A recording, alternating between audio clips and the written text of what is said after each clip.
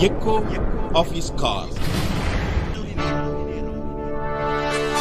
Dear brothers and sisters, I greet you all in the wonderful name of our Lord and Savior Jesus Christ. मेरे प्यारे मित्रों, आप सभी को हमारे उद्धारकर्ता प्रभु यीशु के नाम से जय मसीह। I hope you are all well. मैं आशा करता हूँ आप सब लोग अच्छे में हो। I bring greetings from the brothers and sisters all over the world who are involved in the ministry called Global Vision for Youth and Kid Care. और global vision for youth and kid care की तरफ से जितने सारे लोग हमारे साथ जुड़े हैं, उन लोगों की तरफ से भी आप सभी को हम नमस्कार ज्ञापन करना चाहते हैं। For the protection of young boys and girls and children of this whole world, we, our friends, have joined together to pray for them at 10 o'clock every day.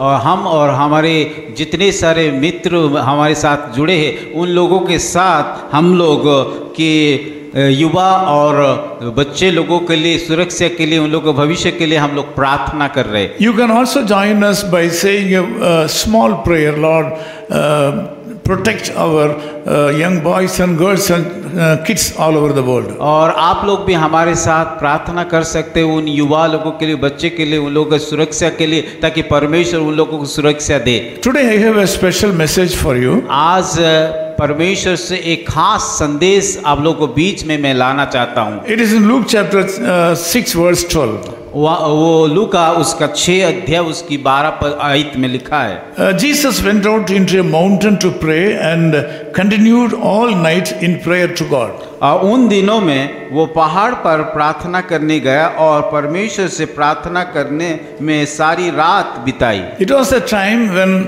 our God Jesus Christ was living in this world in the flesh. और ये ऐसा समय था यीशु मसीह जब इस संसार में थे, उस समय की बातें को मैं बताना चाहता हूँ। The angry and self-righteous Pharisees were trying to kill our Lord Jesus Christ. और उस पाखंडी फरीसियों और सादुसियों जो कि यीशु मसीह पर क्रोधित थे, गुस्से में थे, उन लोग सारे लोग योजना कर रहे थे यीशु मसीह को मारने की। But Bible says that Jesus ignored all the anti-activities against him and he concentrated him in prayer and his ministry. Bible इस प्रकार कहता है कि सारे लोग विरोध के कारण भी उन सारे लोगों को ऊपर वो ध्यान ना दे करके यीशु मसीह परमेश्वर पिता के ऊपर ध्यान दे के प्रार्थना करने लगा। In the midst of great threats and problems,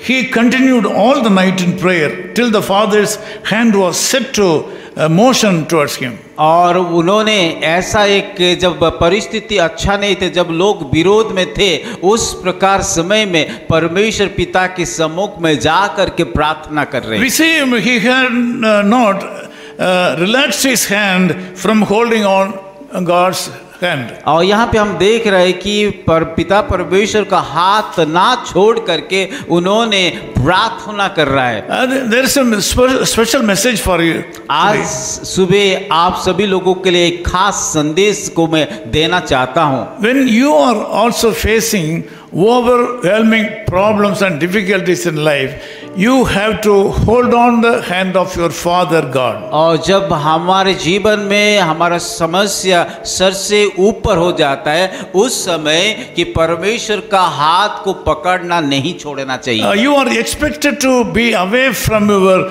friends and kids and other family members and spend time with the Lord. और हमें एक काम को करना चाहिए कि हमारा दोस्त, हमारे मित्र, हमारे भाई बहन सभी को छोड़ करके परमेश्वर के सम्मुख में जा करके समय बिताना चाहिए। When his life was under threat and question, the Lord left all his disciples and walked through the busy roads of Jerusalem and he climbed up to the hill. और जब यीशु मसीह कि इस प्रकार समय में प्रार्थना कर रहे, जब लोग उसको सवाल पूछ रहे, तरह तरह का सवाल पूछ रहे, समस्या उनके ऊपर था, उस समय कि वो सारे चीज़ों को छोड़ करके, चेहरा लोगों को छोड़ करके परमेश्वर पिता के सम्मुख में जा करके प्रार्थना किया। He did not relax his hand from the hand of his father still he was able to get a reply from his father. और पिता की उत्तर पाने तक उन्होंने पिता का हाथ को ना छोड़ करके प्रार्थना करने लगा। Today, if you are also passing through such a horrible situation, you pray. अगर आप लोग भी इस प्रकार का समस्या से गूंज रहे या गुजर रहे तो आप सब लोग भी उस यीशु मसीह की तरह प्रार्थना करना चाहिए। Be away from all the situation and spend time with the Lord alone and alone. और सारे परिस्थितियों को छोड़ करके, लोगों को छोड़ करके परमेश्वर के सम्मुख में अकेला समय को बिताना चाहिए। If you have no words to pray, you sit at the feet of the Lord Jesus Christ and wait upon Him. जब हमारे पास कोई भी शब्द नहीं होता है प्रार्थना करने के लिए, फिर भी उसकी पाँवों के नीचे बैठ करके उसकी इंतजार करके प्रार्थना You करना will get चाहिए। a deliverance. आप लोगों को वो छुटकारा देगा You will get an answer to your prayers. और आपका प्रार्थना का उत्तर भी देगा।